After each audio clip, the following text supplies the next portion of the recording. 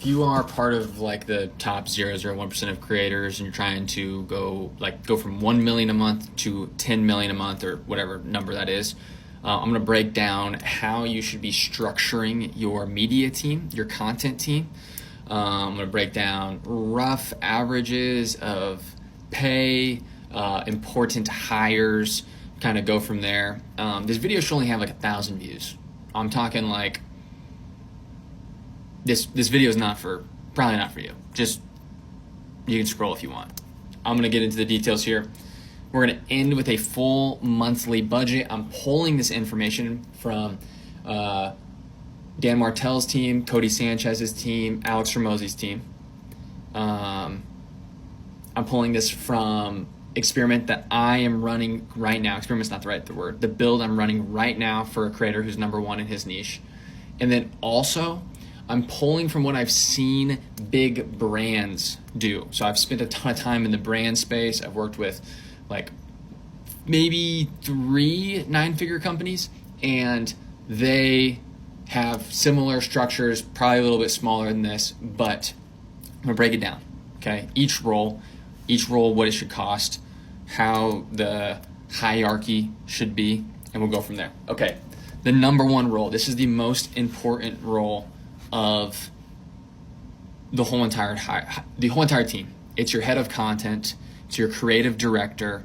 This is the Caleb Ralston. If you know Caleb Ralston, this was Alex Hormozi's creative director, Gary Vee's creative director. This is Sam Gaudette, who is Dan Martell's creative director.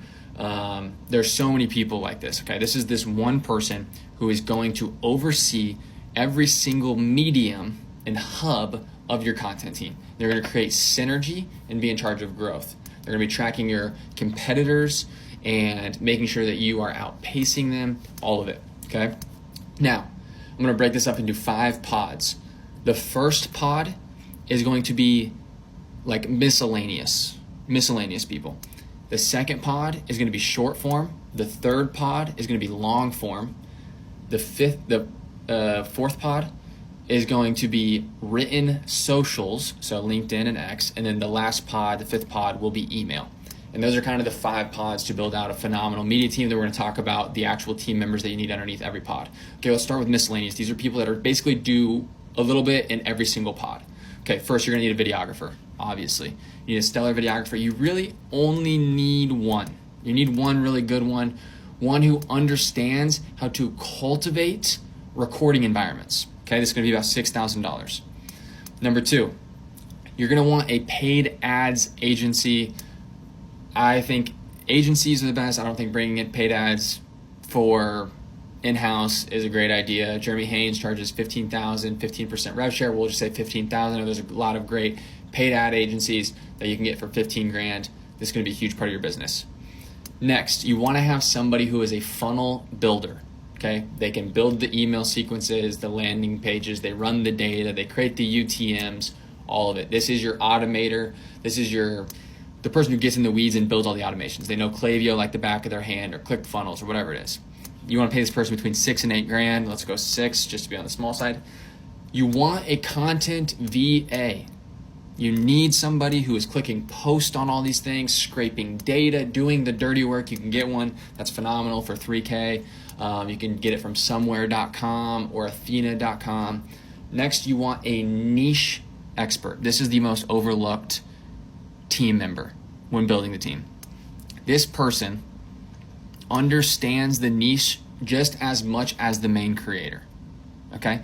This person has to understand business as much as Alex Hormozi. This person has to understand small businesses as much as Cody Sanchez. This person has to understand real estate as much as Ryan Pineda, all these different people. Like, this person has to be this kind of like psychotic introvert that just studies. Okay? What they're going to do is they're going to inform without the main creator having to be involved. They can do a lot of written content, they can help with the email, they do the research, they share insights, etc., etc., etc.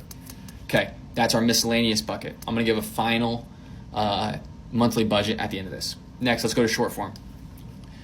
Your head of content each hub of these 4 hubs needs to have, or actually not all of them, but your short form needs to have a strategist.